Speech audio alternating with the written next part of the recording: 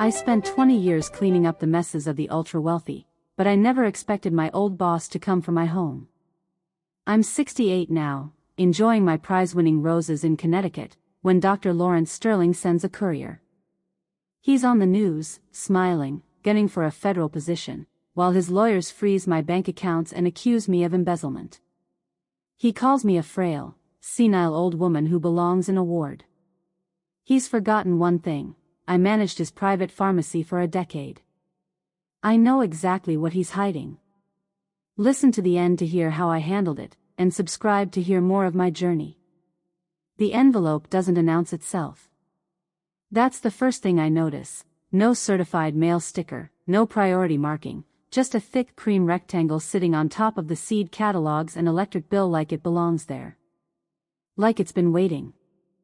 I'm still wearing my garden gloves when I pick it up. My floribundas had needed deadheading since Tuesday, and I'd finally gotten out there at 7, before the heat built up, the way I always do in August. There's clay under my fingernails and a smear of something dark on my left wrist where I'd caught myself on a thorn. The envelope is heavy cardstock, the kind that costs money simply to exist. It smells faintly of expensive toner and cold office air, the smell of a legal machine that runs whether you're watching it or not. I slide the contents out on the porch steps. Notice of intent to acquire. The bold lettering sits above 2 dense pages of single-spaced language that my brain processes the way it used to process a patient chart, quickly, efficiently, stripping out the decorative tissue to find what's actually broken. A buyout offer. For my estate. The figure is printed in the lower third of the page, and I read it twice because the first time I assume I've misread a digit. I haven't. It's an insult dressed up in legal font. It isn't an offer, it's a declaration that my home, the 5 acres I've been tending for 16 years, the garden David and I planned on the back of a cocktail napkin the year before he got sick, is already considered theirs. The second document is clipped behind it, a renewal of confidentiality agreement, 3 pages long, with a signature block at the bottom and a non-disclosure clause that reads, in essence, like a life sentence. The undersigned agrees to make no public statements regarding the professional conduct, clinical decisions, or business operations of Sterling Vane Holdings or its affiliates, in perpetuity. In perpetuity. I set both documents on the porch railing with the same deliberate care I used to use when filing an incident report. I peel off my gloves. I look at my roses, the iceberg climbers flush along the south fence, the Mr. Lincoln hybrid teas standing in their rows with their deep, knowing red, and I breathe through my nose until the spike of adrenaline in my chest dissolves into something colder and more useful. Then I go inside. The kitchen television is on. I leave it on in the mornings for the sound of other voices, a habit from the years when the house still had David in it, when silence was a choice rather than a condition. I'm filling the electric kettle when the sound changes, a shift in register, the particular warm authoritative timbre that American television reserves for important men, and I look up. Lawrence Sterling fills the screen. He is 62 and looks, at first glance, like a man who has won every argument he's ever entered. The tan is deep and even, the chemical bronze of a man who employs tanning maintenance the way other men employ housekeepers. His teeth are the white of expensive renovations. His suit is the color of old money. He's leaning forward slightly in his interview chair, speaking to the CNN anchor with the particular smile I remember from rounds, that practiced, warm, empathetic expression, the one that said trust me and I am the most qualified person in this room, with the same curl of the lip. The ticker scrolls beneath him. Dr. Lawrence Sterling vetted for federal health advisor role. The kettle begins to hiss. I don't move. He's speaking in that caffeinated staccato I remember, sentences that stack too fast, thoughts that arrive ahead of themselves, but the camera distance is forgiving. The anchor is nodding. The segment is glowing. I watch for exactly 45 seconds, long enough to understand what I am looking at, a man who has spent 20 years building a moat, and has now decided that the last loose stone in the wall is me. I turn off the television myself, because I don't want it to keep talking. I don't wash my hands first. That's how I know my blood is up. I am scrupulously clean by habit and by professional training, and I am dialing the number on the letterhead with clay still in the crease of my knuckles. The junior associate answers on the second ring with the smooth, frictionless tone of a man hired for that tone specifically. Sterling Vane Holdings, how may we assist your transition? Your transition. As though I've already agreed. As though this phone call is a formality in a process I've already consented to. This is Evelyn Reed. I use the voice I developed in 30 years of ER triage, not loud, not heated, but carrying, the voice that gets heard in a room full of competing emergencies. Tell Dr. Sterling the land isn't for sale. The NDA expired in 2014. I have the paperwork.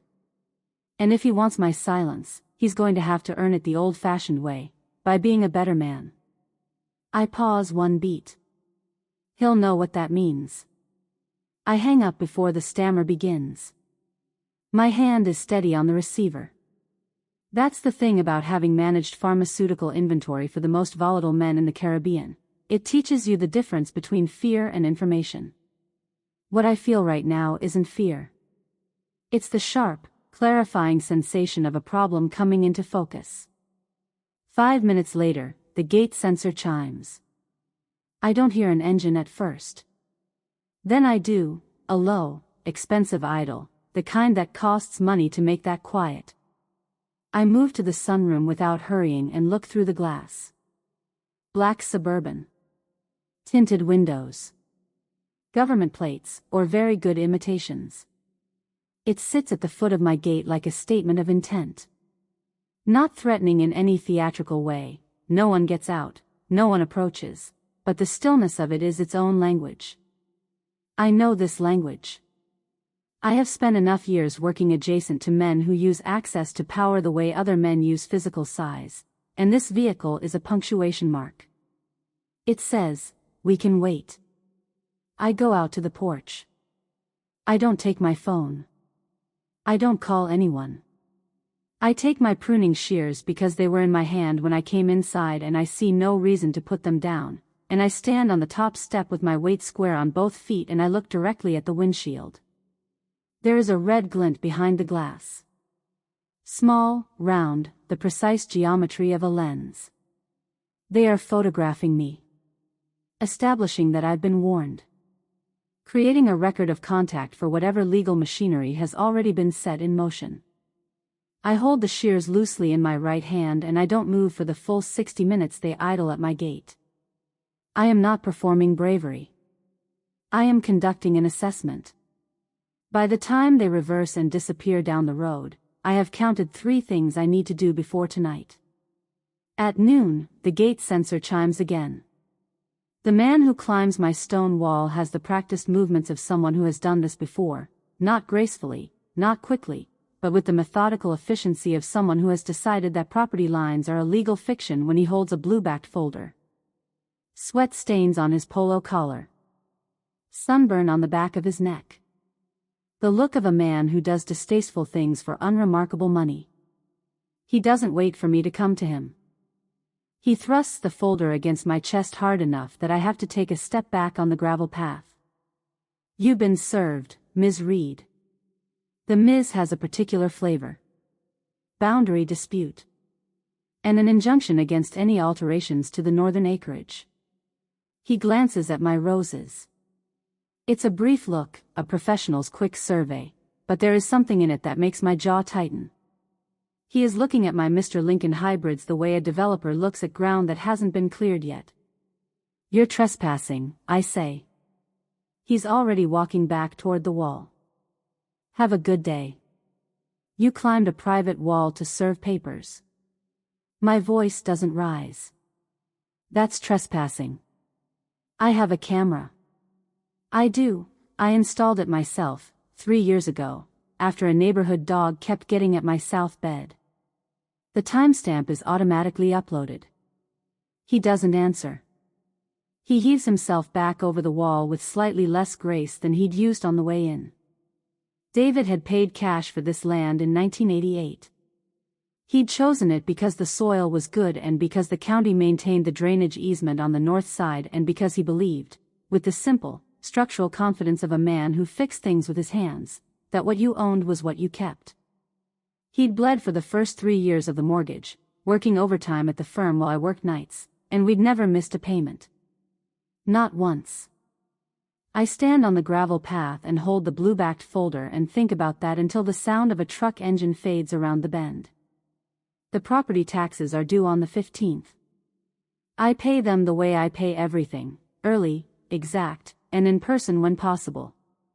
Today I'll do it online because I have other things on the calendar, and I sit at my mahogany desk with the Bridgeport Trust login open on my screen and type my credentials with the measured keystrokes of a woman who has never in her life gotten a password wrong. Access denied. I look at the screen. I type again. Each character deliberate.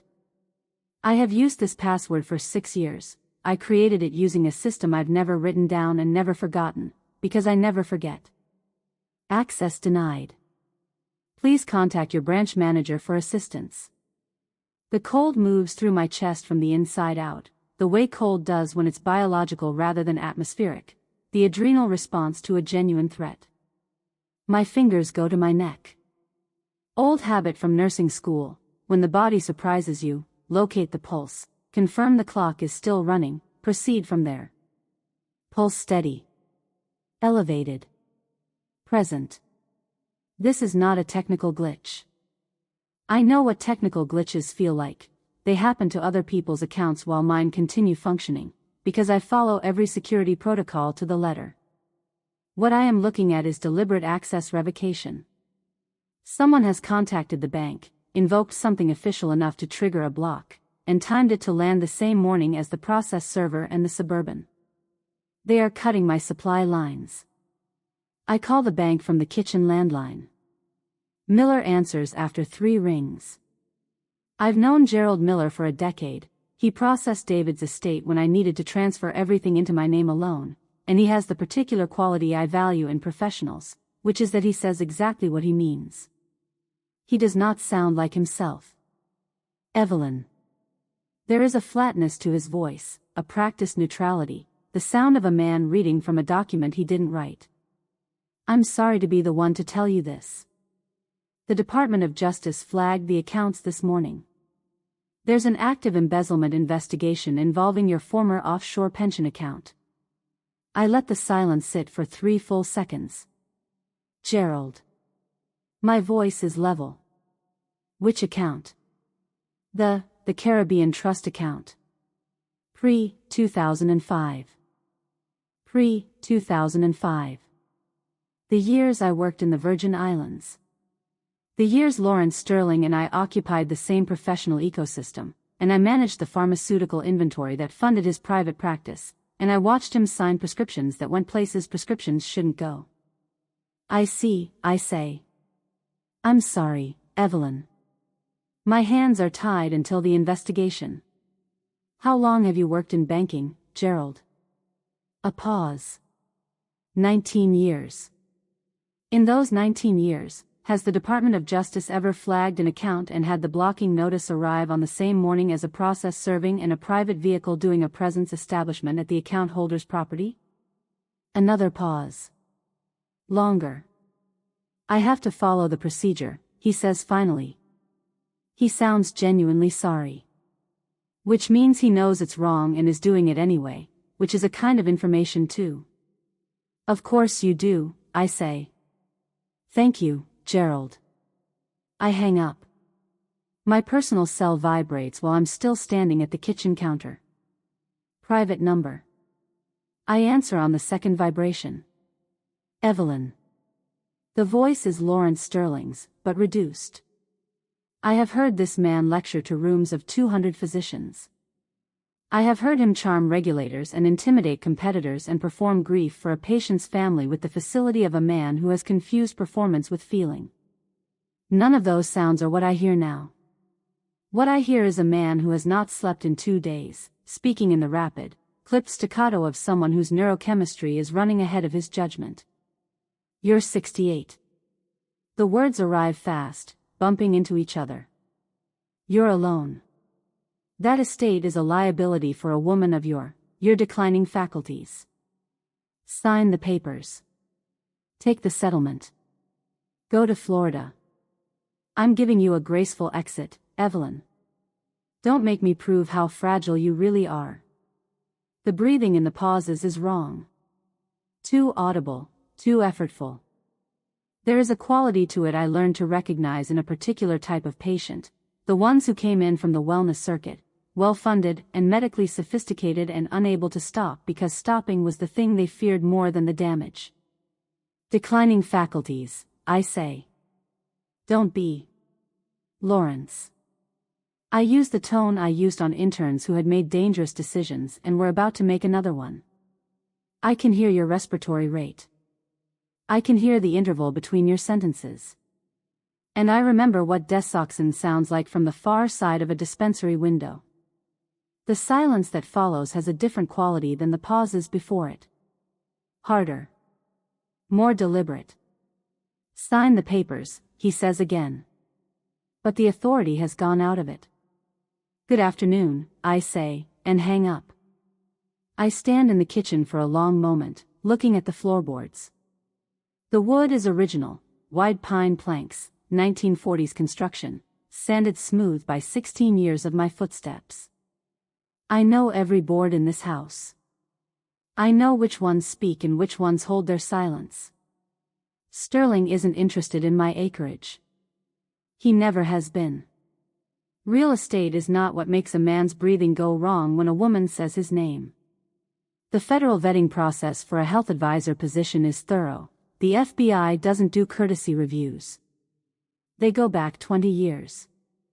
They pull financial records and prescription logs and offshore accounts and the testimony of anyone who was present. And I was present.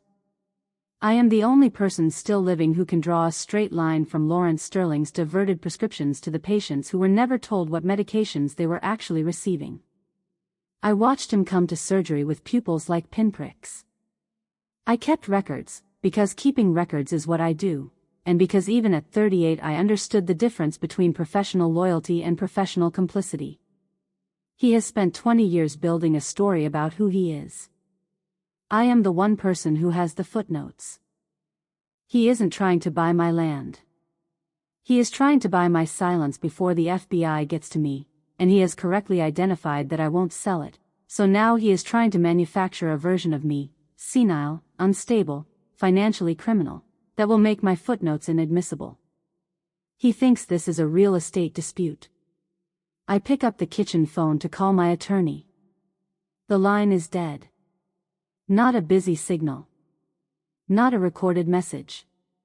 A hollow, rhythmic clicking, the specific sound of a line that has been physically severed rather than digitally rerouted. I walk to the back window and look out at the junction box on the exterior wall. From this angle I can see that the small access panel is ajar. It wasn't ajar this morning. I set the receiver down with care. I do not panic. I was trained in triage, which means I was trained to treat the environment as data rather than threat, to move through a room in crisis the way you move through a room always, which is purposefully, which is with your attention preceding your body. I check the exits. Front door, solid, locked, unobstructed. Back door, same. The sunroom sliding door, the secondary lock engaged, the way I leave it at night. Windows, all secured. I am isolated on 5 acres of good Connecticut soil, with no landline, no financial access, and a legal injunction already filed. I have my cell phone, which is tapped, or close enough to tap that I should behave as though it is. I have my car in the garage. I have my garden. And I have the pantry. I move through the kitchen without turning on the overhead light. The afternoon sun comes through the west window in long, amber columns, enough to see by. I go to the pantry, the narrow room between the kitchen and the mudroom, lined with its shelves of preserved tomatoes and dried goods and the things I put up in late summer, and I pull back the corner of the heavy braided rug that has covered the northeast corner of the floor since I bought the house. My fingers find the notched edge of the floorboard. I press at the near end and the far end rises. The blue ledger is wrapped in oilcloth. I unwrap it at the kitchen table with the same careful deliberation I once used when inventorying controlled substances, methodically, without haste, treating the object with the respect it's owed. It is a standard composition notebook, 8.5 by 11, the kind you buy at an office supply store in a pack of 3. I chose it because it was unremarkable. I filled it using my medical-grade cursive, the small precise handwriting I developed during nursing school, when the charts required legibility above all else. Every page is dated. Every entry is cross-referenced with a serial number. The Schedule II narcotics are logged in the back third of the book, dispensary pulls, signature requirements, the dates when the numbers stopped reconciling. The dates when I began keeping my own count because the official count had quietly stopped being accurate. The dates, 11 of them, spanning 14 months, when Lawrence Sterling arrived for surgical procedures with the specific clinical presentation I recognized as desoxin intoxication, the pinpoint pupils, the elevated confidence, the slightly accelerated reaction time that looked like precision to the uninformed observer and looked like danger to anyone who knew what they were seeing. I had reported my concerns once, through proper channels, in 2003. The report disappeared. The channels turned out to lead to people who also had reasons to be grateful to Sterling. So I kept the ledger. I run my thumb along the edge of the pages.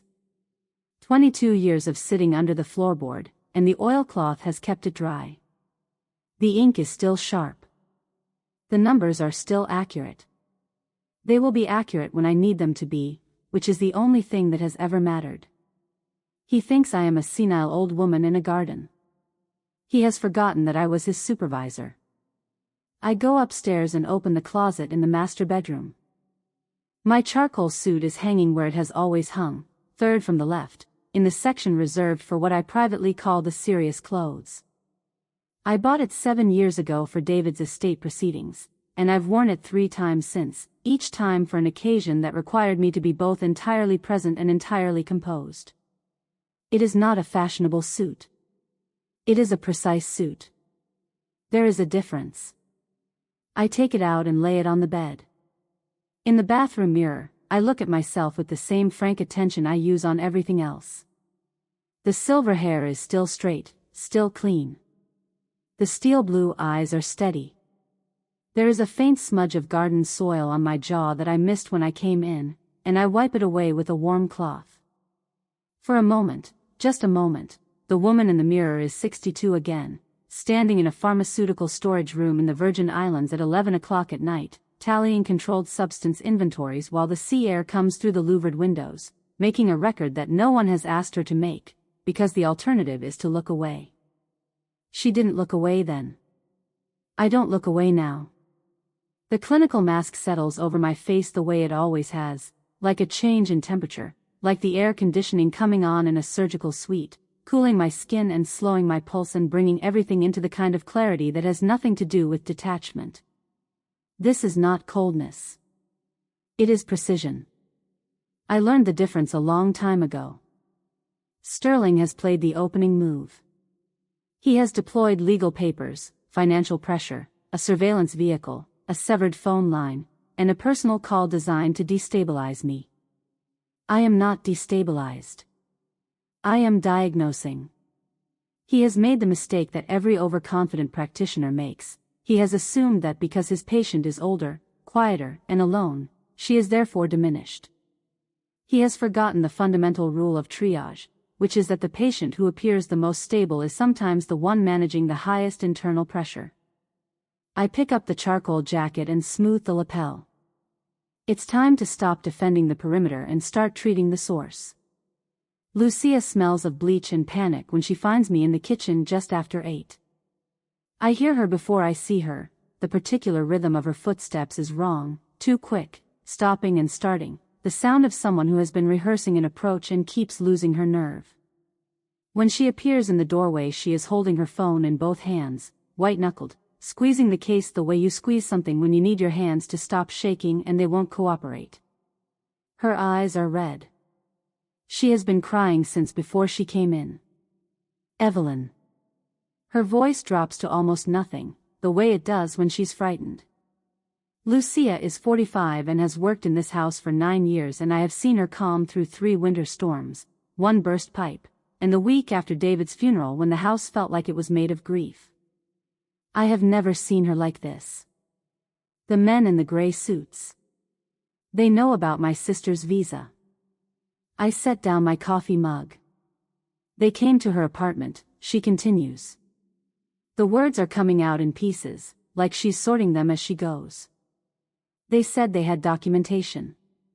They said if I signed a statement, just a statement, they said it was routine, that they would make sure the review got delayed indefinitely. She lifts her eyes to mine. The guilt in them is enormous and genuine, and tells me she has not signed anything yet, which means she has come to me first, which is the only thing that matters right now. They want me to say you wander the halls at night. That you talk to yourself. That I've found you confused in the kitchen, not knowing what day it is.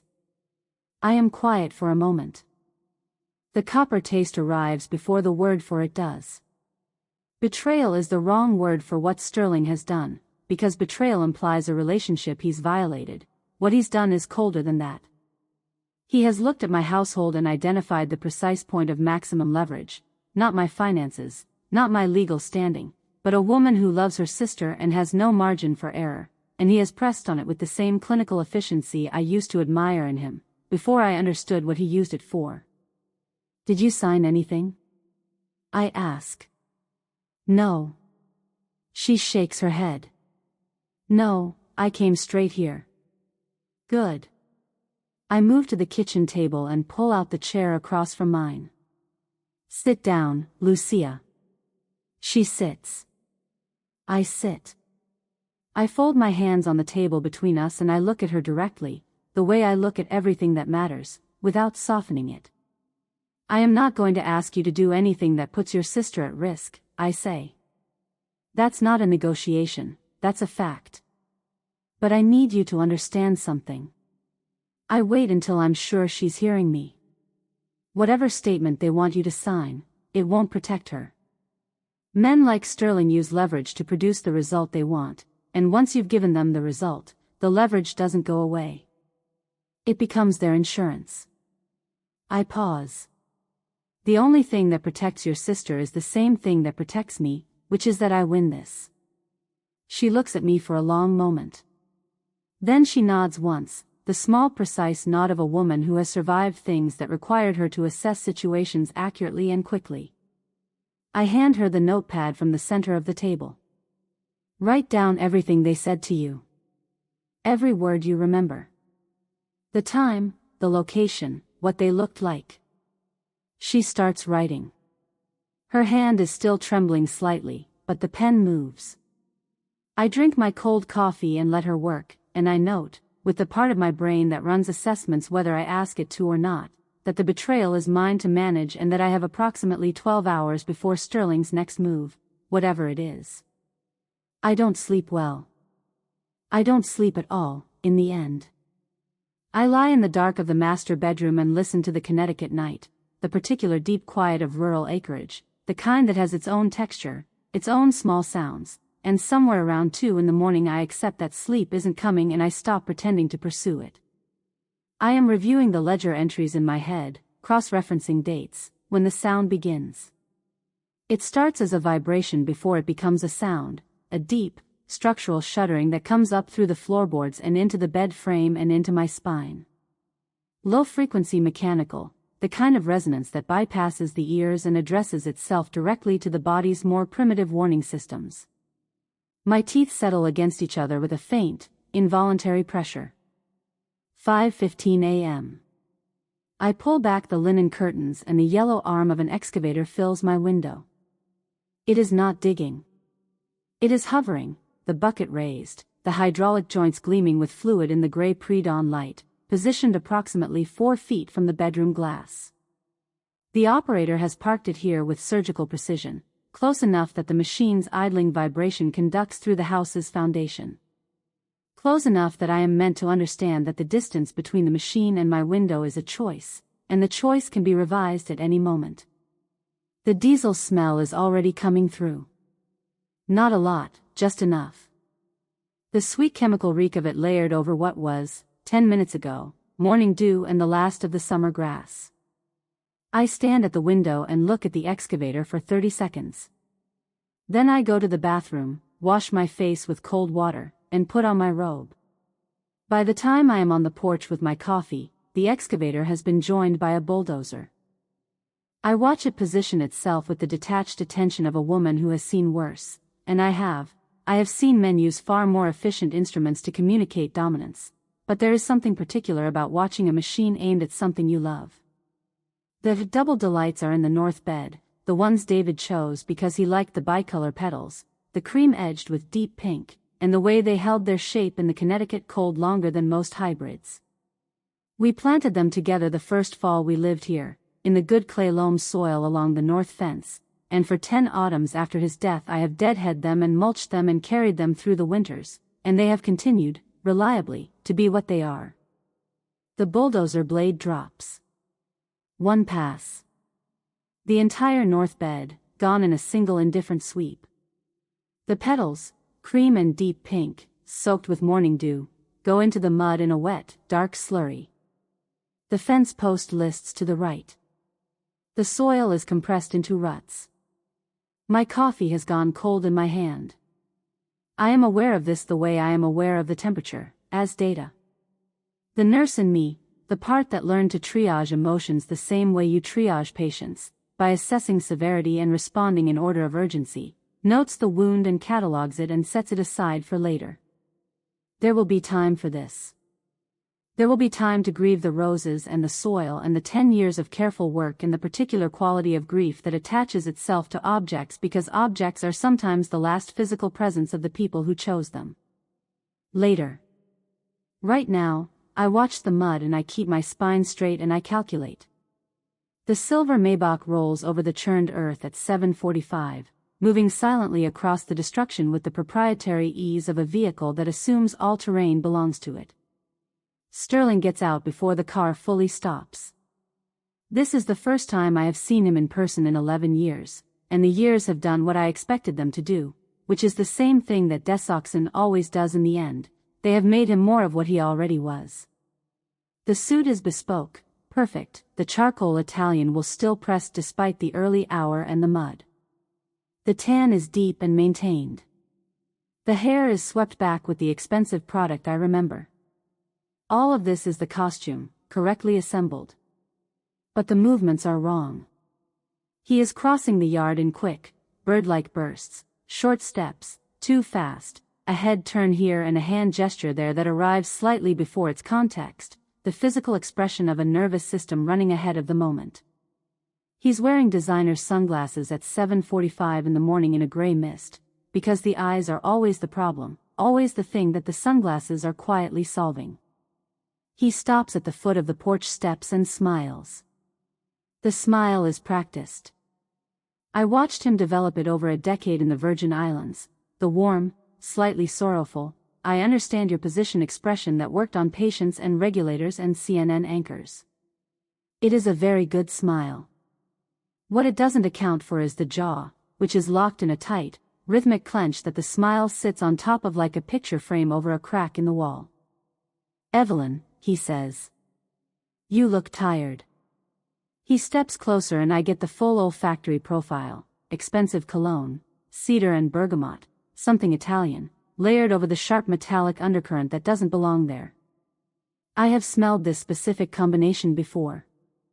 Not here, but in the medication rooms of a private surgical suite in St. Thomas, when a physician arrived for a procedure he should not have been performing. The right hand. He's gripping his watch, turning it slightly on the wrist, the way people grip small objects when they need something to hold. The fingers of that hand are trembling in a fine, constant flutter, subtle enough that a layperson would miss it, subtle enough that Sterling probably believes he's hiding it. He's not hiding it from me. I am watching his respiratory rate without appearing to watch it. I am noting the blink frequency, the jaw tension, the quality of the eye contact behind the glasses, interrupted, scanning, unable to settle. I could chart this on a whiteboard. I could present it in a clinical conference. He is not in the opening stages of a stimulant cycle. He is somewhere in the high middle, the part where the confidence is chemical and the judgment has already gone, even though the person cannot feel that it's gone. This is the most dangerous phase. Not the crash is predictable. This phase is unpredictable. You look tired, I say, and I mean it as diagnosis.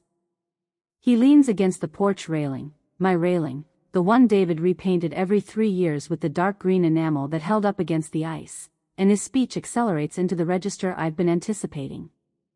Let's be civilized about this. The words are running slightly together, the spaces between them compressed. This land is going to be the flagship.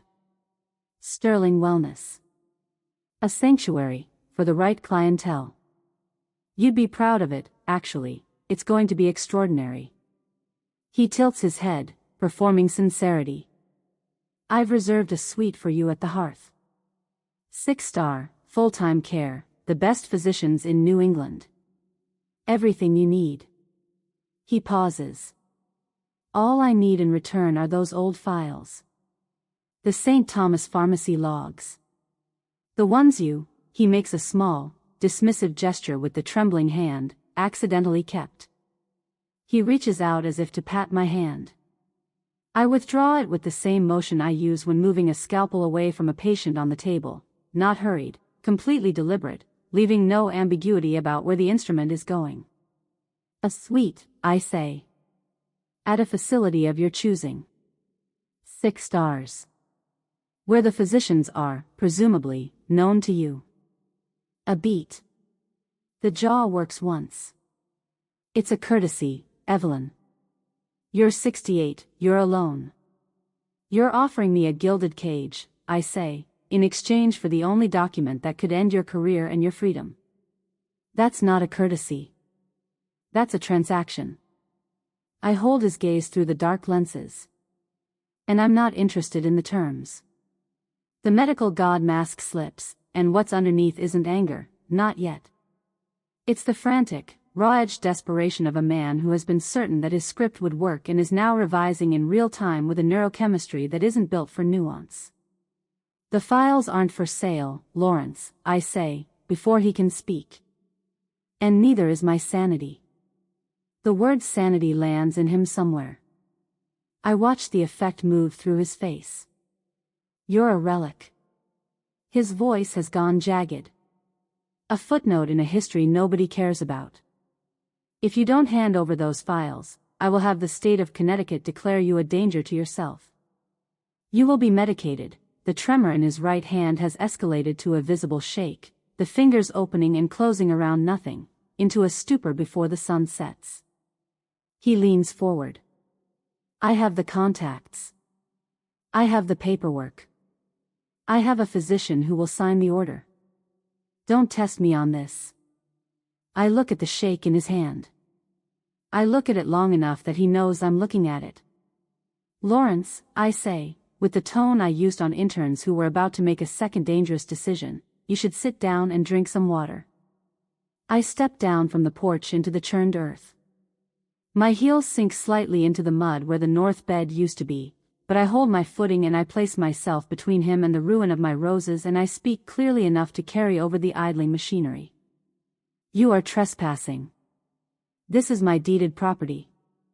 Your crew is in violation of the county's noise ordinance and the zoning restrictions on the northern easement, which restrict ground disturbance to permitted survey activities only. I keep my hands at my sides. You have 10 minutes to remove the machinery before I contact the state police. Not the bank. Not APS. The state police, regarding trespass and property destruction. I do not mention the severed landline. Let him wonder. The nurses stare, that's what the interns called it, when they were being affectionate about it. The look that strips away the white coat and the title and the expensive education and sees the physiological reality underneath. Sterling has not been looked at this way by anyone in a very long time. He doesn't know what to do with it. He does what men do when they have chemical confidence and no good options. He pivots to the threat. The laugh, when it comes, is a short, ugly sound, the laugh of a man who is performing a reaction he thinks he should be having. He checks his Patek Philippe with the shaking hand. The police. He says it the way you'd say how charming. Evelyn, I am the one protecting you here. I called this in myself. Adult Protective Services, they should be at the gate right now, actually. He tilts his head. Concerned citizen. Reported a vulnerable senior being harassed by, well, unseen forces. Refusing appropriate medical care. Showing signs of confusion and paranoia. The smile has returned, but it's a different iteration now, thinner, more honest. By the time they're done with their evaluation, you won't be allowed to hold your own car keys. He turns and walks back to the Maybach. The movements are still too fast, still fractured, but there is a new quality to them, the brittle satisfaction of a man who has played his final card and is leaving before he has to watch the result. The Maybach door closes. The car rolls back over the ruined earth and disappears. 30 seconds later, a white government sedan pulls to the top of my drive. At the same moment, Sterling's crew throws a switch. The light arrives like a physical event, for industrial floods positioned at the corners of the property, stadium grade, the kind used for night construction, flooding the house and the yard and every shadow in between with a blinding, shadowless white that makes the gray Connecticut morning feel like a film set. The detail is calculated. The APS investigator will approach my house through artificial noon, and the impression she receives of me will be formed in that context, a woman standing in a glaring, overlit space, surrounded by churned earth and the smell of diesel, blinking against the light. The white sedan parks. A woman gets out, mid-40s, sensible shoes, clipboard, the specific expression of someone who has learned to suspend judgment by suppressing the appearance of having formed one. She is not the enemy, I understand this immediately. She is a professional doing a job in a system that Sterling has learned to navigate, and her presence here is not personal. But it is a threat. I look toward the servants' entrance. Lucia's car is gone. The driveway is empty.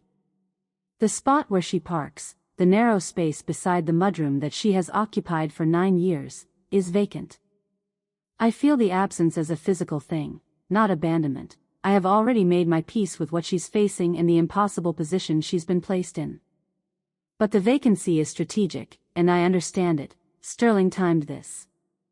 He cleared my witness and then sent the caseworker, and now I am standing alone in artificial light with no one to confirm that I can name the current president and my own medications and what day of the week it is. The silence inside the house is different now. The bulldozer has gone quiet. The only sound is the distant rhythmic backup alarm of a piece of machinery being repositioned somewhere beyond the north fence. The isolation has weight. It presses. I have 30 seconds before she reaches the top step. I move. Through the kitchen, fast, not running, the controlled urgency of a nurse who has learned the difference between speed and haste, to the kitchen island where the blue ledger is sitting in plain sight, because I'd been reviewing it before dawn and had not yet returned it to its place. The oilcloth bag. The heavy-duty Ziploc from the second drawer on the left, the one I keep for exactly this kind of contingency. I seal the ledger inside, smoothing the air out, pressing the seal twice to be certain. Then the waterproof garden bag from the mudroom hook, canvas and rubber, designed to hold bulb stock through a wet winter. I go out the mudroom door. Next to the porch, in the corner where the foundation meets the steps, is a large ceramic pot holding a dormant hydrangea. The soil around it is my own blend, loam and compost and the sharp grit I add for drainage. I know this soil. I have my hands in it regularly enough that my fingers know where the density changes. I dig with both hands, clawing out a hollow in the north side of the pot where the root ball leaves a gap. 18 inches down. The bag goes in.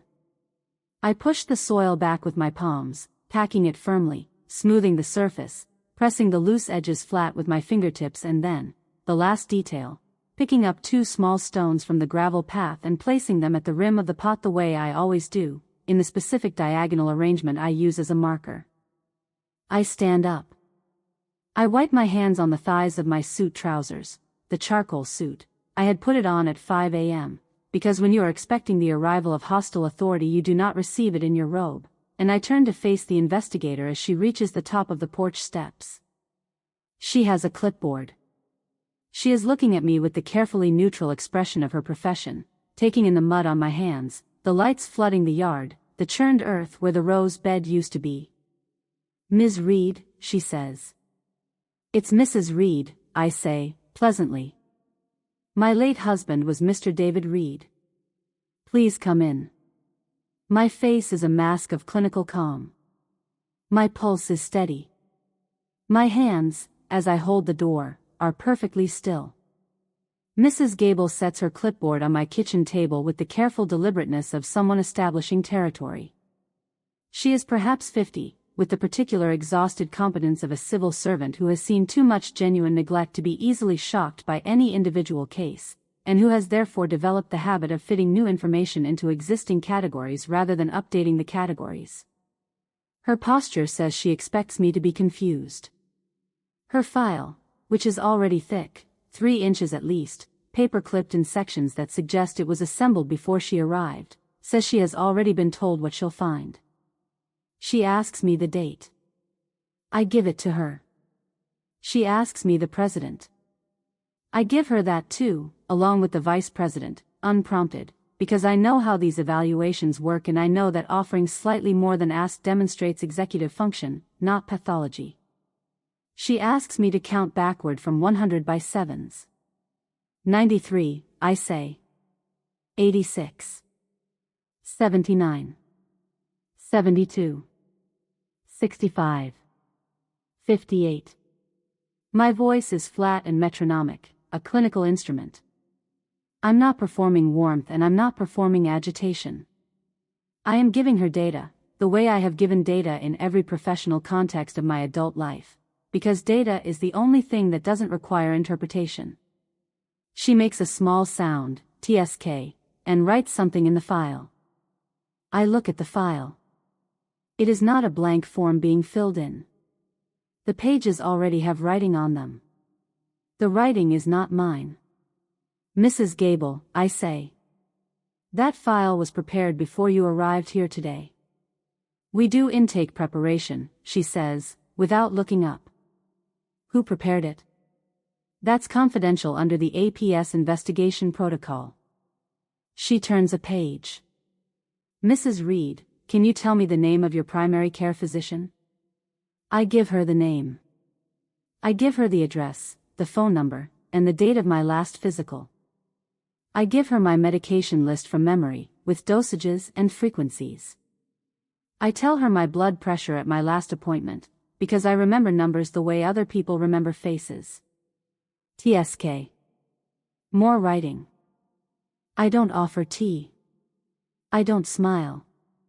I don't attempt to soften the impression I'm making into something warmer or more reassuring, because I have managed enough assessments from the other side of the clipboard to know that warmth in this context reads as either performance or desperation, and neither serves me. What I give her is the cold, unambiguous data of a functioning mind, accurate, consistent, and delivered without decoration. She writes in her file and she writes in her file, and every answer I give her correctly seems to produce the same small sound and the same addition to a document that was already written. 20 minutes in, Gable's phone buzzes.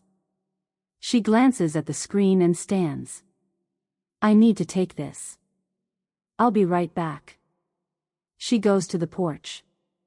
I watch her silhouette through the kitchen window, framed by the industrial flood Sterling's crew has left blazing, a flat black shape against a wall of artificial white, and I count to 5 to be certain she's occupied, and then I move. The vintage flour canister on the counter is a prop. I bought it at an estate sale in 2019 for exactly this purpose. It looks like what it is, an old kitchen container, painted cream with faded blue flowers, the kind that accumulates in New England houses and attracts no attention. The base is hollowed out. I did this myself, with a Dremel tool, on an afternoon when I was thinking about contingencies. The burner phone is inside. Prepaid, purchased with cash at a truck stop outside Bridgeport 8 months ago, when I first began to suspect that Sterling's ascent toward federal appointment might eventually circle back to me. I keep my back to the window. The number is memorized. I have kept it memorized for a decade the way I keep all critical information, not written anywhere, filed in the part of my mind where clinical data lives, precise and retrievable. Elias. It's Reed. The snake is biting. I need the St. Thomas logs. I set the phone on the counter and wait, my eyes on Gable's silhouette. The reply comes in 11 seconds. I have them. Meet me at the Oakhaven Diner. 1 hour. The constriction in my chest, the one I have been managing since yesterday morning, the one I categorized and set aside while I answered Gable's questions and stood at the porch railing and watched the roses go into the mud, loosens, for the first time, by 1 degree. I put the phone back in the canister. Elias Ortiz was 23 when I trained him. He came to the St. Thomas facility straight out of a medical assistance program in Florida, young, quick, paying close attention.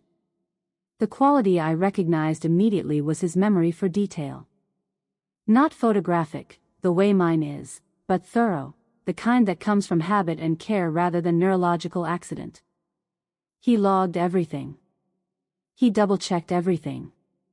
He was the only person in that building, besides me, who understood that pharmaceutical inventory discrepancies were not administrative inconveniences but clinical evidence. He kept copies. I knew this the way I knew it about myself, because professionals who have seen what we had seen develop the instinct to document survival. Through the burner's encrypted thread, his message comes in 3 parts. 2014 logs. Sterling's signature on 400 units of desoxin. Diverted from the facility's supply to a private dispensary account. Then, he's a monster, Evelyn. Always was. Then, I'll testify. I'll bring the drive. I read each message twice. The 400 units are not a surprise. They align precisely with the gaps in my own ledger entries from that period. But Elias has the digital files, the official logs with Sterling's actual signatures, which are a different category of evidence entirely. They are not the testimony of a former employee. They are institutional records. For the first time in 30 hours, I allow myself to map the end of this. What it looks like. How it moves. The steps between here and the point at which Lawrence Sterling is no longer a threat to anything. Then Gable comes back in from the porch, and I put my face back to neutral. She sits down and her expression has changed. Not dramatically, she is too professional for drama, but there is a hardening to it, the slight firming around the jaw that indicates she has received information that has confirmed what she already believed. Mrs. Reed, she says, and she pauses in a way that is itself a clinical tool, the pause designed to let the subject fill the silence and potentially incriminate themselves. I do not fill it. Dr. Sterling's legal team has provided documentation to our office. Records of a pattern of contact. She consults her file. Including emails in which you claim that Dr. Sterling is, and I'm quoting, poisoning the federal government. I look at her. I never sent those emails, I say. She makes the sound again. Softer this time, almost sympathetic. Paranoia, Mrs. Reed, particularly in cases involving prolonged isolation, can produce a very convincing internal logic. The mind fills in gaps. It creates patterns where there aren't any. She tilts her head. You're describing a scenario in which major financial institutions, the Department of Justice, and a nationally recognized physician have all coordinated to specifically target a retired nurse in rural Connecticut. She lets that sit. Can you hear how that sounds? I can hear how it sounds. I have heard how it sounds for 30 years, which is the standard amount of time it takes for a carefully maintained lie to become indistinguishable from consensus reality when the person who constructed the lie has enough money to maintain the maintenance. I understand why the narrative sounds implausible when presented without documentation, I say. That's why documentation exists. She writes something in the file. The evaluation tomorrow will help us understand what's real and what might be. She searches for the word, constructed. Of course, I say. I get her to the door by 10:30 with the promise of a rest, and I watch her car navigate the gate with the same attention I give everything that matters, and the moment the gate closes I am through the kitchen, through the mudroom, into the garage, into the Volvo. I know the back roads of this county the way I know my own medication list, completely, without needing to check. I avoid the main road because the black Suburban has been circling since yesterday and I have no interest in confirming my direction of travel. I go south on the county road, east on Fenwick, north again on the old dairy route that adds 11 minutes but has no traffic cameras. My heart is doing something I don't usually permit it to do, which is run ahead of the situation. I register this and I manage it, slower breath, hands relaxed on the wheel, attention to the road. I have spent 40 years teaching my body that adrenaline is information and not an instruction. The Oakhaven Diner appears on the left at the 11-minute mark, chrome and vinyl and neon, a relic of 1962 that has survived because the food is honest and the coffee is strong and the booths are far enough apart that conversations stay private. I have been here twice before, both times for the kind of meeting where privacy matters. The parking lot is half full. A sensible Tuesday morning crowd. I see Elias through the window as I pull in. Back booth, left side. The laptop bag on the table in front of him. He's looking at his phone. Something in me releases. It is small, and it is real, and I allow it for exactly the 3 seconds it takes me to open the car door. The end of the nightmare. I let myself think that. Just for a moment, I let that thought be real. The bell above the diner door chimes when I push it open. The smell is good, bacon fat and coffee and the particular warmth of a place that opens at 5 a.m. and means it. I move through the morning crowd toward the back. Elias looks up as I approach. He doesn't smile. I register this before I register the bruise, the dark bloom around his left eye, the swelling at the outer edge that reads as approximately 12 hours old, and then I register both together, and by the time I reach the booth I have already begun the reassessment. I slide into the seat across from him. He won't look at me. His eyes are on the table surface, the cup of coffee he hasn't touched, the space slightly to my left. 2 men slide into the booth. They arrive from either side simultaneously, with the smooth choreography of people who have rehearsed this or have done it enough times that rehearsal is no longer necessary. Charcoal suits. The good kind, the kind that Sterling's firm issues like a uniform. They sit with the particular relaxed confidence of men who are comfortable in spaces they've already decided belong to them. The one on my left sets a thick envelope on the table between us. The one on my right reaches across and takes the laptop bag.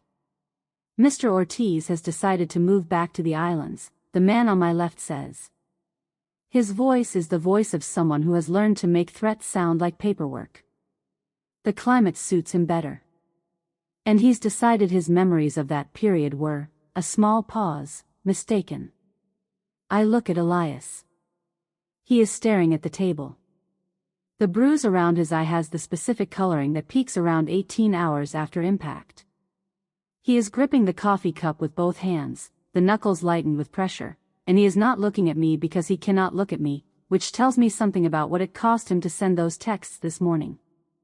They set this up. They monitored the burner, or they monitored Elias, which amounts to the same thing. They let him reach me.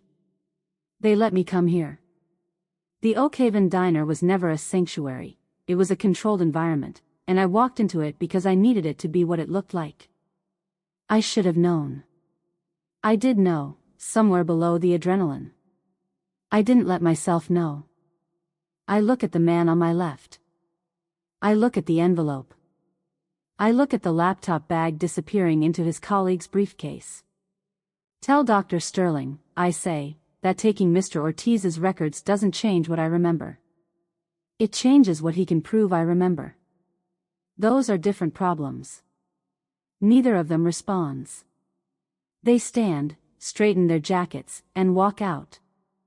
The diner continues its morning around us, coffee cups refilling, a child at the counter spinning on a stool, as though nothing has happened, which is the specific surreality of institutional violence. It is invisible to everyone who is not inside it. Elias finally looks up. "I'm sorry," he says. His voice is very quiet. "They have my daughter's address, Evelyn." "I know," I say. And I mean it in every sense of the phrase. The television above the counter flickers. A breaking news banner. The graphic has a photo of Sterling, the official one, the bespoke suit and the dental work and the practiced warm expression, next to the word live. I watch the channel switch to a studio in Hartford, and Lawrence Sterling steps into frame. He has done something to his appearance that I recognize as preparation. The bronze is slightly deeper, the hair slightly more controlled, the expression calibrated to somber concern rather than his usual medical god. He sits across from an interviewer whose body language signals that she has been told this man is important and should be handled accordingly. "It breaks my heart," Sterling says, and he produces the effect with the precision of a man who has practiced it, that a woman I once respected has succumbed to this. I've watched it happen. The accusations became more elaborate over time. The paranoia, he shakes his head, it's a tragic feature of late-stage dementia.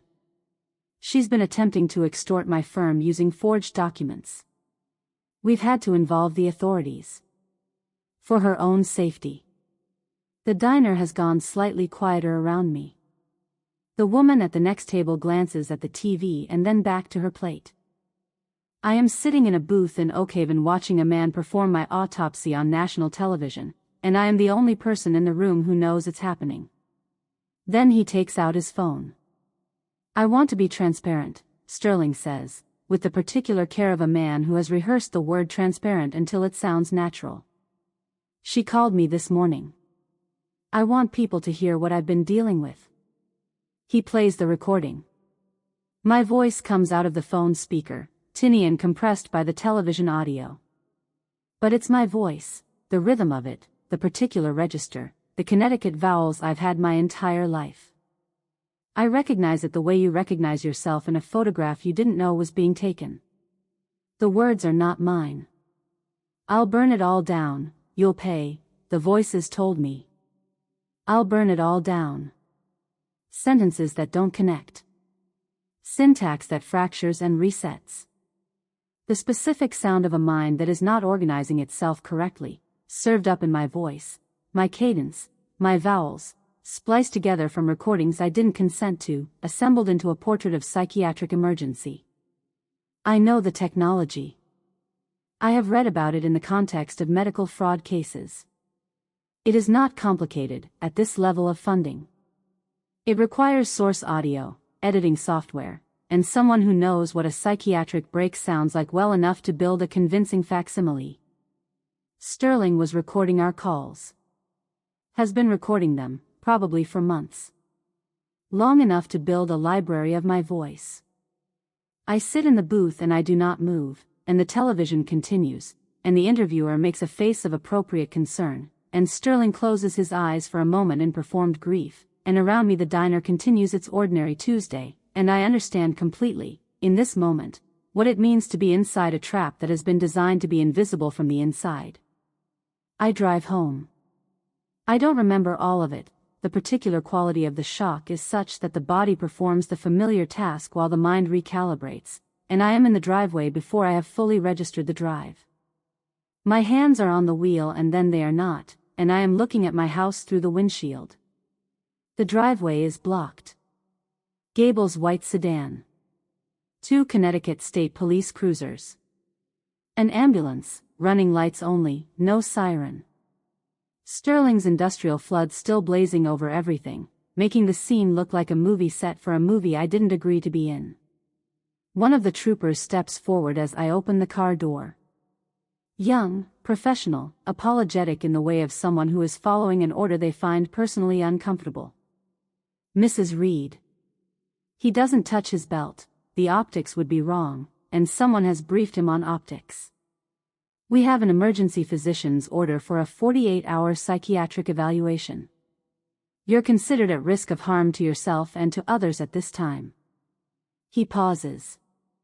I'm going to have to ask you to come with us. I look at the paperwork he's holding. It has a physician's signature on it. The physician's name is not one I recognize, which means it is a name Sterling recognizes, which means it is a name associated with a favor or a payment or both. Am I being detained? I ask. We'd prefer to do this cooperatively, ma'am. I look at Gable, who is standing at the edge of the porch with her clipboard, her expression the specific blankness of a person who has removed herself from moral agency by placing it in the hands of process. Of course, I say. They don't handcuff me. The optics, as correctly assessed, would be wrong: an elderly woman in a charcoal suit, silver hair and a blunt cut, being handcuffed in her own driveway. The story would write itself in the wrong direction. Instead, Gable takes my keys with the quiet firmness of a woman who has done this before, and a trooper walks beside me into the house, and they arrange themselves in my rooms, Gable in the sunroom with her clipboard, a trooper at the front gate, another stationed in the kitchen doorway, with the impersonal efficiency of an occupation. You'll stay here tonight, Gable says. We'll transport you to the evaluation facility in the morning. She says this with the tone of someone delivering a reasonable plan to a person who cannot be trusted to evaluate its reasonableness. My phone is in her pocket. My car keys are in her hand. My finances are frozen. My witness has been bought and frightened into silence. My landline was cut 36 hours ago. My reputation has just been dismantled on national television before what I estimate, based on the broadcast's time slot, was an audience of several million people. I look around my kitchen, the mahogany desk, the cast iron on the stove, the flour canister with its blue flowers on the counter, and I take a slow breath through my nose, and I find the center of the pressure and I stay there, the way you stay in the eye of a clinical emergency, where everything is sharp and nothing is spinning. Of course, I say, for the second time in an hour. 3 a.m. The house is quiet in the way of a place that has been made foreign. Gable is asleep in the sunroom. I can hear the particular quality of her breathing from the kitchen, the slight slackening of it that happens after midnight. The trooper at the gate is visible through the window as a dark shape against the industrial light, stationary, the posture of someone cold and bored. I am at the kitchen table. My hands are on the surface in front of me, and they are shaking. I look at them. I look at the tremor in my fingers, the fine, constant flutter that I have seen before, that I catalogued yesterday morning on a man in a charcoal suit with designer sunglasses, and I have a moment that I will not record anywhere, that will not go in any ledger, that exists only here in the 3M kitchen in the cold artificial light. He said I was a confused old woman. He said I was tilting at windmills. He said my memories were symptoms, my records were fabrications, my testimony was the Baroque construction of a mind that had stopped being able to distinguish between what happened and what it wanted to have happened. And sitting here, with no phone and no car and no witness and no financial access and a caseworker asleep in my sunroom and a state trooper at my gate and a national television audience that has heard my voice apparently screaming about voices, I feel, for the first time since this began, the particular weight of the system he has deployed against me. Not the fear of it. The weight. The specific physical sensation of an institutional force pressing from all sides simultaneously, and the understanding that the force does not need to be correct to be effective. I look at my shaking hands and I wonder, for one moment, if this is what losing feels like. If this is the feeling that precedes the end of the capacity to resist. If the bones, as the metaphor suggests, can actually be crushed by a weight this comprehensive. The moment lasts perhaps 4 seconds. My foot brushes the floor. The specific board under the left edge of the pantry doorframe, the one with the slight give, the one I've been carefully stepping around for 16 years to avoid the sound. I go still. I sit with the physical fact of it, the slight flex of the plank under the ball of my foot, the familiar sensation of the notched edge. Sterling moved his entire apparatus against the digital record. He bought Elias and the laptop and the official logs from the facility computer system. He spent what I estimate was a very large sum acquiring evidence of the evidence he was afraid of. He timed his broadcast to follow the diner setup. He has been methodical, resourced, and thorough in the way that only a man who is genuinely terrified of a specific thing can be. He is terrified of the thing he knows about. He diverted those 400 units. He knows what the pharmacy logs show. He knows what a digital trail from the St. Thomas facility would prove. He went after that evidence because it is the evidence he is afraid of. He does not know what he doesn't know. He has no idea that a woman in her late 30s, standing in a pharmaceutical storage room in the Virgin Islands on a series of late nights in 2002 and 2003 and 2004, kept a parallel record. Not digital. Not in the facility system. Not in any database that can be accessed or altered or purchased. In a composition notebook, in medical-grade cursive, in a waterproof bag, buried under a dormant hydrangea in a ceramic pot next to a porch he has never set foot on without my permission. He came after my witness. He neutralized the electronic record. He manufactured the psychiatric emergency. He accounted for everything he was afraid of. He forgot the one thing he didn't know to be afraid of. He forgot that I am a head nurse. That the record-keeping was never delegated. That I have kept my own count since before I understood why I was keeping it, and that the count is accurate, and that it is outside every system he can touch. I don't need Elias. I don't need the digital files.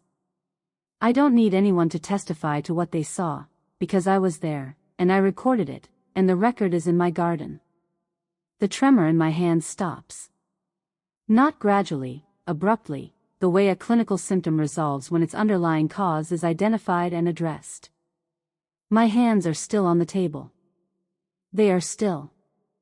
I sit in the 3M kitchen and I look at my hands and I understand, with the complete clarity that only arrives after the real bottom of a thing has been found and stood on, exactly what comes next. The industrial floods are Sterling's greatest tactical error, and I identified it the moment they switched them on. Light that strong creates shadow that absolute. The 4 floods are positioned at the corners of the property, angled inward, designed to eliminate concealment, but the geometry is wrong for the northeast corner of the porch, where the foundation juts out and the ceramic pot sits against the wall. The light sources converge on that spot from angles that cancel each other, leaving a pocket of deep, specific dark, the kind that exists only when someone has thought about illumination as a weapon rather than as architecture. Sterling hired people who understood surveillance. He did not hire anyone who understood gardens. I know this because I have been sitting in my kitchen for 3 hours, looking at the shadow, waiting. Gable's breathing changed at 1:45, a deepening, a slight irregularity that means genuine sleep rather than the light doze of professional vigilance. The trooper at the gate has his phone out. I can see the blue glow of the screen from the kitchen window, the posture of a man who has been standing in the cold for 6 hours and has given the immediate environment a clean bill of health and is now managing the remaining time until his relief arrives. I remove my shoes at the mudroom door. Stocking feet on the porch steps, each placement deliberate, weight transferred slowly to avoid the third board, which speaks when you put your heel down but stays quiet if you use the ball of the foot. I have known this about my porch for 16 years. The cold of the flagstone comes up through my soles. The November air is raw and smells of diesel and overturned earth and something under it, the faint, particular smell of clay loam soil that has been my Connecticut constant for every year I have lived here. I drop to my knees by the ceramic pot. The soil is wet and cold. My fingers go into the second knuckle, then deeper, moving through the loose fill I packed yesterday morning in the 30 seconds before Gable reached the top step. My nails find the Ziploc surface, slick, solid, the slight resistance of the seal holding. I pull. The blue ledger comes out of the earth with the specific weight of 22 years. Mud on the plastic. Cold against my palms.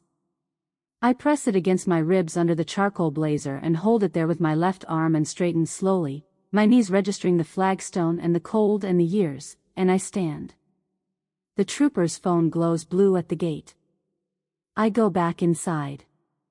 The basement stairs are at the far end of the mudroom.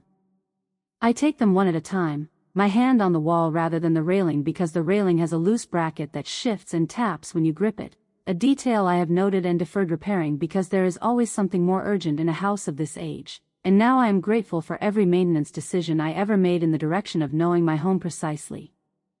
The furnace occupies the northeast corner of the basement, a 1970s cast iron model that I have kept because it works and because the replacement estimate was significant and because I have never been a woman who discards functional things simply because they are old. Behind it, in the narrow gap between the furnace body and the concrete wall, is a hardwired phone jack. Original construction. I never disconnected it because it served no modern purpose and because the space behind the furnace is not a space that visitors enter, and things that are invisible tend to stay available. The rotary phone is on the shelf above the utility sink, under a folded drop cloth. I have not used it in 4 years. I plug it into the jack with hands that are still, completely still, and I listen for the tone. The line is live. Sterling's people cut the kitchen line at the junction box on the exterior wall. They did not account for a secondary jack wired through a different conduit to a different exterior connection point, because to know about it they would have needed the original 1940s wiring diagram of this house, which is in a manila folder in my filing cabinet upstairs and which is not the kind of document that Sterling's legal team thought to request. I dial from memory. Manhattan Exchange. Private line. It rings 4 times. Then Julian Vane's voice, sleep-roughened, cautious in the way of men who receive calls on private lines in the middle of the night and have reasons to be cautious. It's Evelyn Reed, I say, keeping my voice below the furnace's ambient sound. I need 10 minutes. A silence. I remember Julian Vane at 41, on a terrace in St. Thomas, gray-faced and clammy, his heart doing something that hearts should not do while 200 party guests circulated inside. I remember the specific sequence of what I did in the next 4 minutes, and I remember that he was conscious throughout and that he knew, as I knew, that the outcome of those 4 minutes was not guaranteed, and that it resolved the way it did because someone with the right training happened to be standing on the right terrace. Evelyn, he says. Sterling is using your network, I say. Your infrastructure, your contacts, your distribution channels.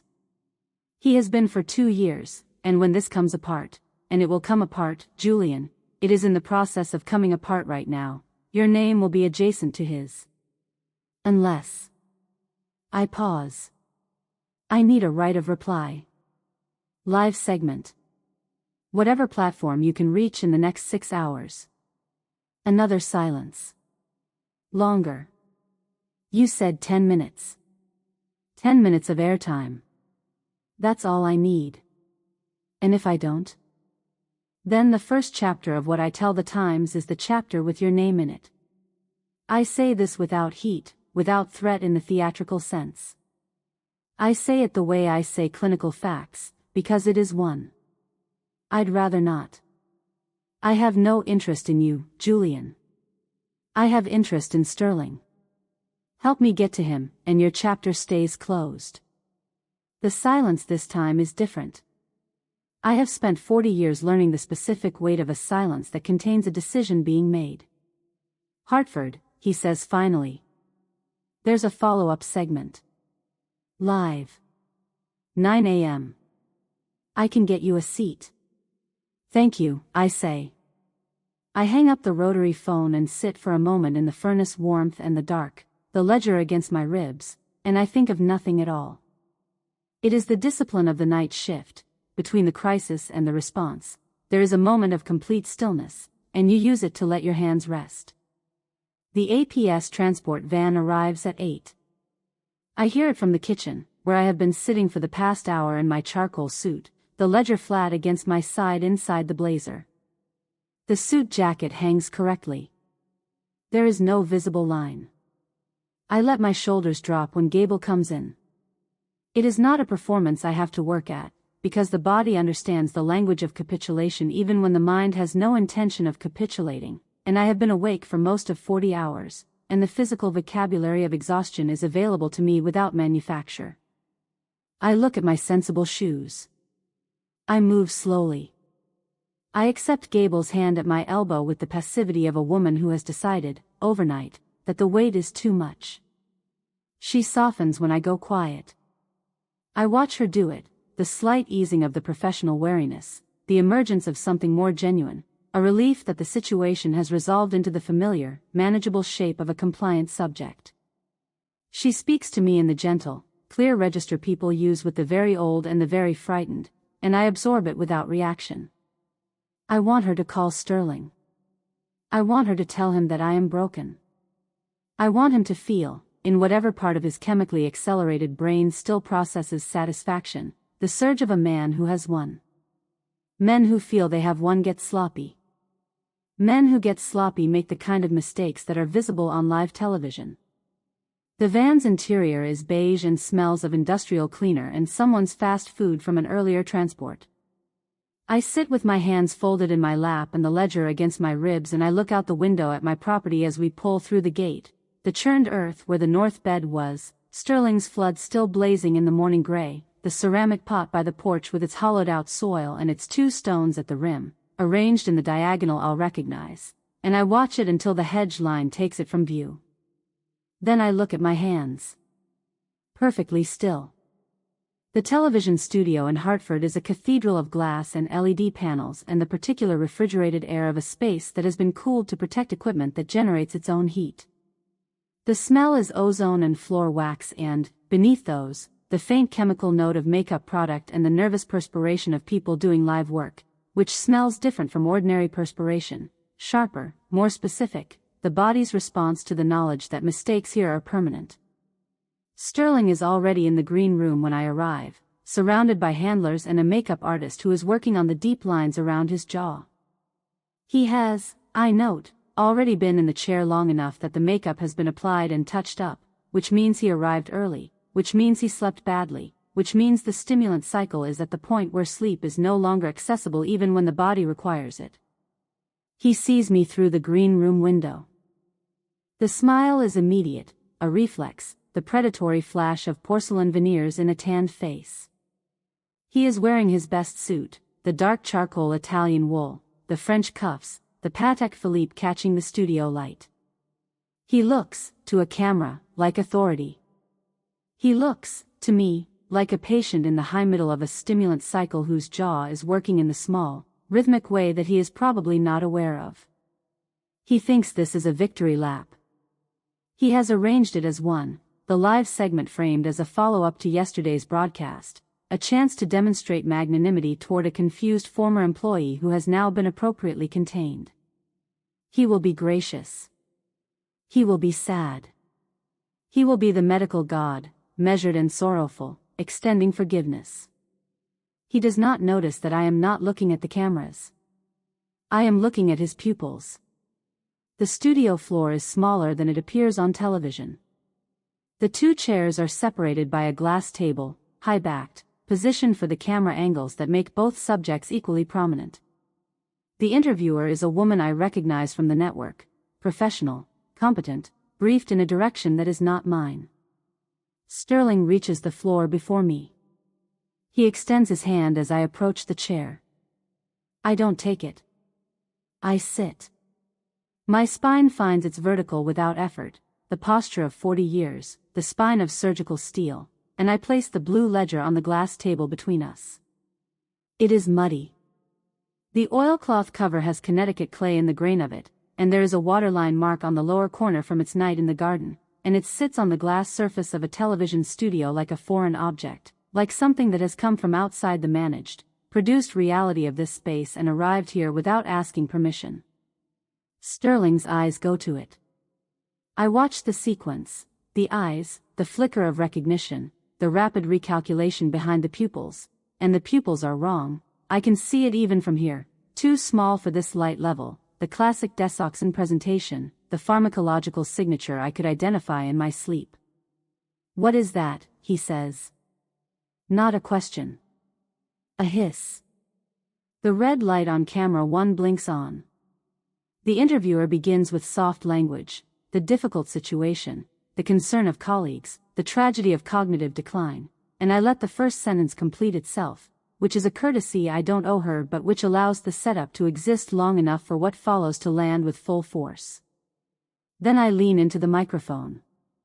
On August 14, 2014, at 2:15 in the morning, and I watched Sterling's jaw clench, Dr. Sterling signed out 60 units of desoxin from the St. Thomas Private Pharmaceutical Inventory. Serial number 882 Alpha. I open the ledger. My finger finds the line, "I have known this page for 22 years."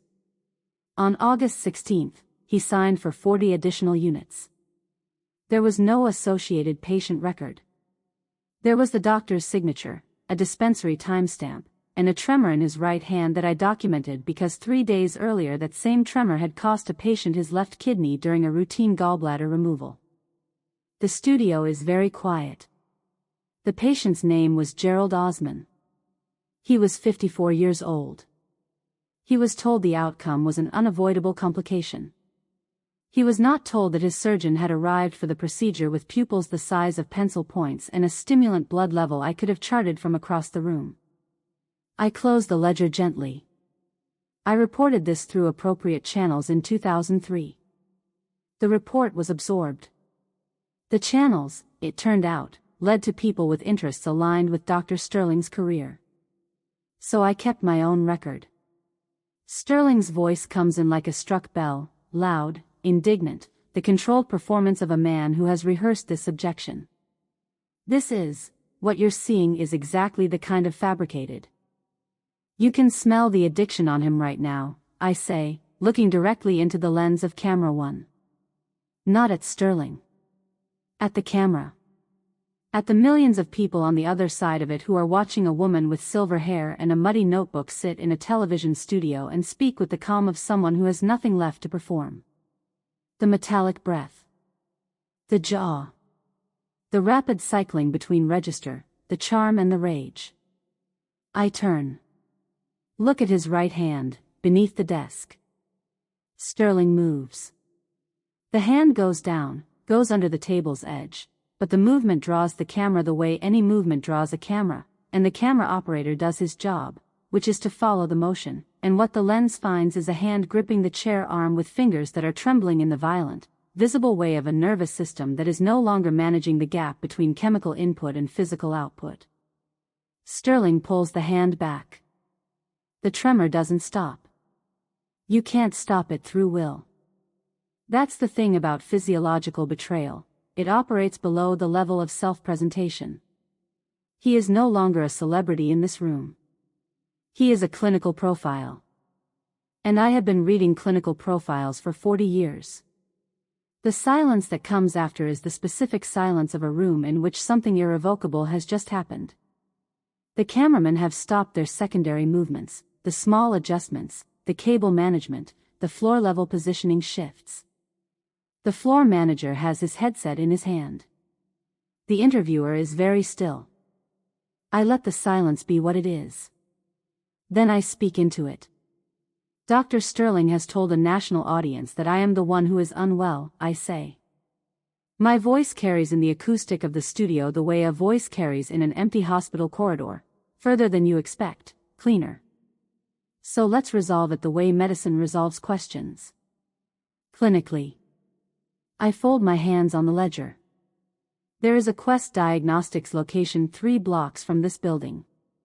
I will walk there, right now, and submit to a complete cognitive evaluation and a full toxicology screen. Everything. I pause. I challenge Dr. Sterling to do the same. Live. Before this audience. I look at him. If he is fit to advise a president on the health of 300 million Americans, he is fit to provide a urine sample. 3 seconds. I count them. The chair goes over first. The sound of it hitting the studio floor is enormous in the quiet, a hard, percussive crack that makes the nearest camera operator flinch backward. Sterling is on his feet, and the face that was a medical god's face 30 seconds ago has become something that the makeup and the dental work in the bespoke suit cannot contain. The mottled purple of a stimulant hypertensive flush moves up his neck and into his jaw.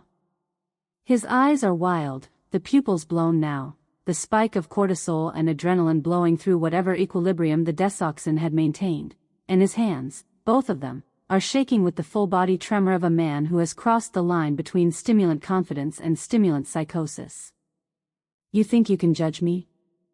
His voice is not his voice anymore. It is the voice that lives underneath the crafted register, the raw and ragged thing that the chemistry has finally exposed. I am the brand. I am the vision. You are a maid who counted my pills. I kept that facility running, I kept those patients alive, I am the only reason. He is coming around the table. I do not move. I do not stand, I do not flinch, I do not adjust my posture by a single degree. I sit in my chair with my spine vertical and my hands on the blue ledger, and I look at him directly, with the nurse's stare, the stare that strips away the title and the suit and the chemical confidence and sees only the physiological reality underneath. And what I see is a man in a medical crisis of his own manufacture, and I have seen this before, and what you do is stay calm, because calm is the only thing that doesn't make it worse. He lunges across the glass table. His fingers are reaching for my throat with the uncoordinated, grasping urgency of a man whose motor control is fragmenting. The two security guards take him from either side. The tackle is not elegant, it is the necessary physics of two bodies intercepting a third, and he hits the studio floor hard, the sound of it reverberating through the camera mounts. He continues screaming from the floor. Divine brilliance. Erasing the records. I am the only reason. The words are losing their connective tissue, becoming fragments, the syntax of a mind that is no longer managing the distance between thought and speech. The feed cuts. Technical difficulties appears in white text on a blue field, and the studio is left with what has just happened in it, which is the truth about Lawrence Sterling, witnessed by everyone who was watching and by the recording that will now, in the manner of live disasters, be watched by everyone else within the hour. I look at the blue ledger on the glass table in front of me. The mud on the cover is already drying under the studio lights. I walk out of the building at 10:47 a.m. The Hartford sidewalk smells of exhaust and November and a coffee cart I pass without stopping. I have my charcoal blazer buttoned against the cold, the ledger tucked under my arm now, openly, no longer requiring concealment, and I walk the 3 blocks to where I've asked the transport to meet me, and I walk them at my ordinary pace, which is purposeful and steady and quiet. Behind me, I am told later, the DEA warrant for the Sterling Vane records was issued before noon. The mechanism is the mechanism. The broadcast created the public record created the political necessity, and the political necessity moved the federal apparatus with the speed that federal apparatuses achieve when inaction becomes more expensive than action. Sterling's clinical presentation on live television, the tremor, the flush, the psychotic break, the specific vocabulary of stimulant-induced grandiosity, gave the DEA's existing interest in the pharmaceutical diversion records the pressure it needed to become a warrant. By 11:30, my accounts at Bridgeport Trust are unfrozen. Gerald Miller calls me on a borrowed phone to tell me this, and he sounds like himself, not reading from a script, just himself, somewhat relieved, with the quality of a man returning to his own face after wearing someone else's for a day. The investigation is closed, he says. I'm sorry, Evelyn. I know, I say. Thank you for calling, Gerald. The ambulance that takes Sterling is not the ambulance he planned. He planned to transport me. The one that arrives for him goes to a facility with a detox ward and a mandatory psychiatric hold, the same tools he tried to deploy against me, now deployed by the same system, redirected by the simple mechanism of a live camera and a man who could not hold himself together under the pressure of being seen. The lawsuits evaporate within the week. This is how it works when the edifice collapses.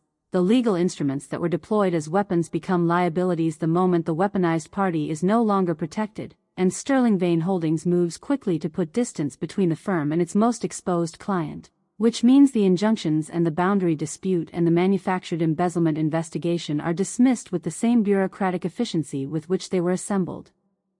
I don't celebrate. I don't feel the particular release that is sometimes described as triumph. What I feel, walking out of that Hartford building with the ledger under my arm, is something closer to the feeling at the end of a very long shift, a settling, a return to the baseline of things, the body recalibrating toward its ordinary state now that the emergency has resolved. The work was the work. It is done. A week after. The excavators are gone.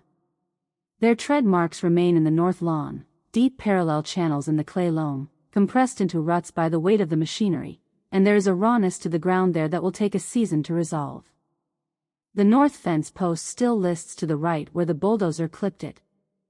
I stand in the center of what was my garden. The November air is cold and clean and carries the smell of the earth, damp clay and the last of the leaf matter, the specific Connecticut autumn smell that has been my constant for 16 years. The industrial floods are gone. Sterling's crew took them when they packed up the machinery, which means the garden exists in its own light again, the low gray morning light that is honest about the damage and honest about what remains. The double delights are gone. The north bed is compressed mud, the root crowns crushed under the bulldozer blade. But crushed is not destroyed in the way that burned or poisoned is destroyed. The root systems of established floribundas run deep. A decade of growth means a decade of roots, spreading laterally through the clay, anchored below the frost line. The blade took what was visible. What is underground is still there.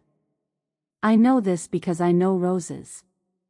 I know this because I have been tending this bed for 10 years and I know the depth of the root ball on each plant and I know that the double delights David and I put in the ground together are, at their core, still in the ground.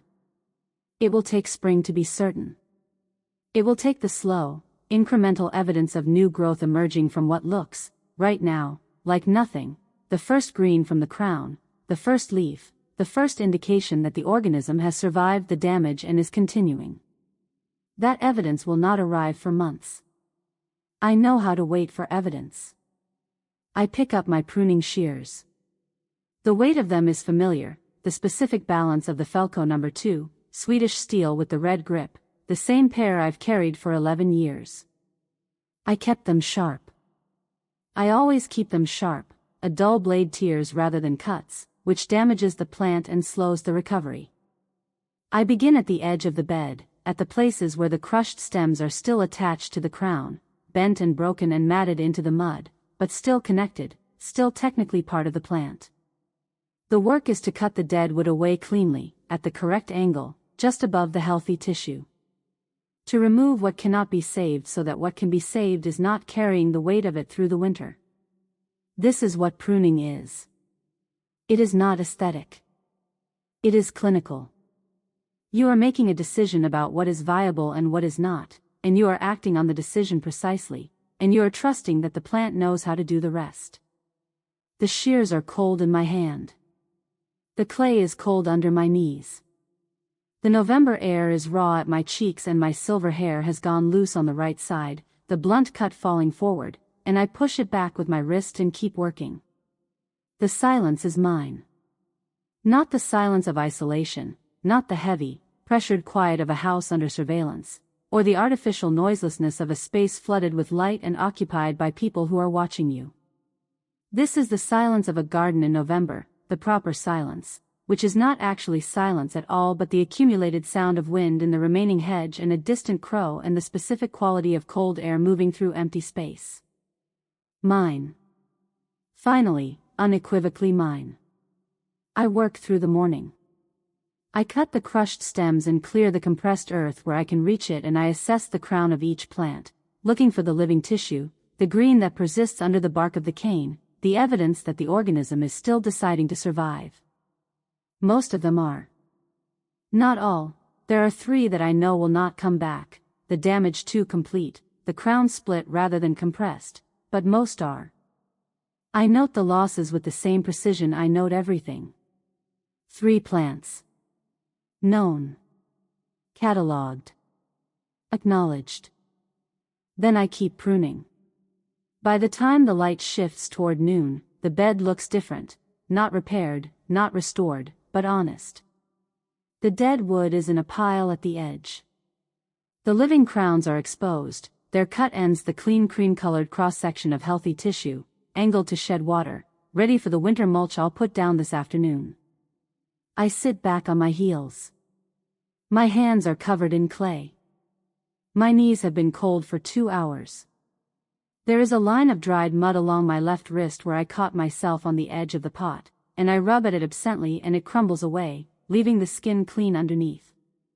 The scar on that wrist, the surgical one, thin and pale, from a procedure I had in 1994, is visible in the winter light. I look at it for a moment, the way you look at something that is simply part of the landscape of yourself. It healed correctly. It has not caused problems. Most things, given the right conditions, heal correctly. I put my hands back in the earth.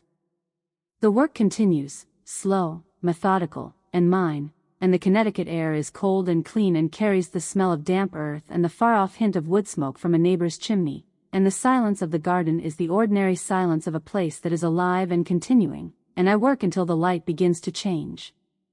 If you made it to this moment, thank you for listening all the way through. Most people bail before the bill comes due. But here, the bill always comes due. What started as humiliation and disrespect ended with receipts, truth, and a payoff they never saw coming. If you want more stories where karma shows up without mercy, hit subscribe and come back for the next one. Now tell me in the comments, what was the most disgusting thing they did? What crossed the line for you?